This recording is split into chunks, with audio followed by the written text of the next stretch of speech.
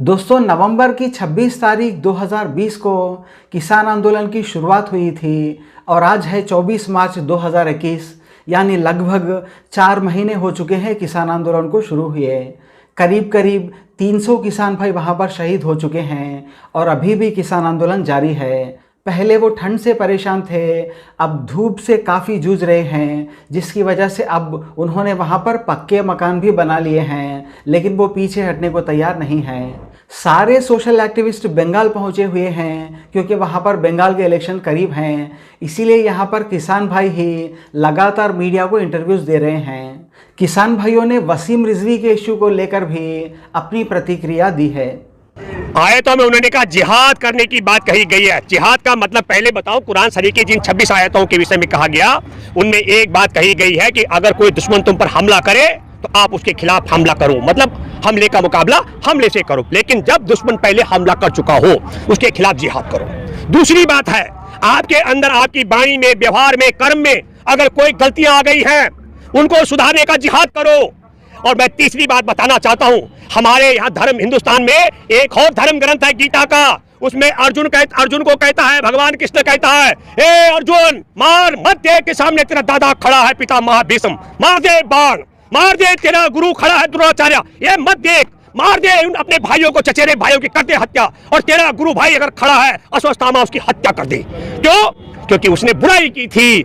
पांचाली का चीर हरण किया गया था। एक पांचाली का चीर हरण करने के लिए जान कर अनजान बनना ये महा दुष्कर्म है, और न्यायार्थ अपने बंधु को भी दंड देना धर्म है। तो अत्याचार, अन्याय के खिलाफ लड़ना अकेले कुरान में नहीं बताया गया, ये जिहाद की बात हमारे गीता में भी भगवान कृष्ण ने कही। भगवान कृष्ण ने कहा, मिटा दे, मार दे अपने जो तेरे परिवार कुल में के लोग हैं जिन्होंने पांचाली का चीर हरण किया। तो हे वसीम रिजवी, मूर्ख आदमी, हे गधे, मैं गधा शब्द कह रहा हूं, अरे पढ़ ले गीता को, सुन ले उपदेश भगवान कृष्ण के। और मैं दूसरी बात कहना चाहता हूं, हे वसीम रिजवी, तू आतंकी है कि नहीं मुझे नहीं पता, तूने कुरान शरीफ की आयतें पढ़ के तू आतंकी हो गया होगा, लेकिन 800 वर्ष तक हमारे देश में मुगलों का राज रहा। मैं दावे के साथ कह सकता हूं, यदि आतंकी थे मुगलों के बादशाह राजा यहां भारत में, तो 800 साल में कोई भी गैर मुसलमान भारत में नहीं होता।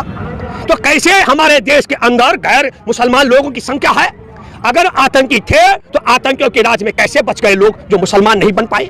मैं ये बात इसलिए कहना चाह रहा हूं, हमारे देश में अब्दुल कलाम भी, जो हमारे देश के वैज्ञानिक से लेकर राष्ट्रपति तक रहे, वसीम रिजवी, अरे मूर्ख के बच्चे, उनके घर में भी नमाजी थे, उनकी पीढ़ियां भी पीछे 1400 वर्षों से नमाज पढ़ते हुए आ रही है, कुरान शरीफ पढ़ते हुए आ रहे हैं। ये मैं इसलिए कहना चाह रहा हूं।